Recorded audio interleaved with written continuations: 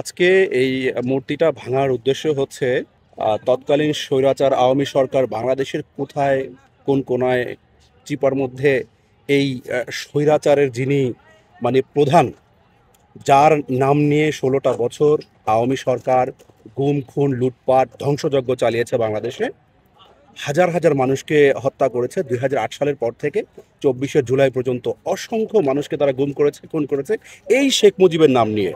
তাই আমরা চাচ্ছি যে বাংলাদেশের কোনো কর্নারে যেন তার মতো একজন স্বৈরাচারের কোনো ছবি, মূর্তি, মোরাল কিছু না থাকে। সর্বশেষ আজকে আমরা জানতে পেরেছি যে এখানে এই মোরালটা আছে।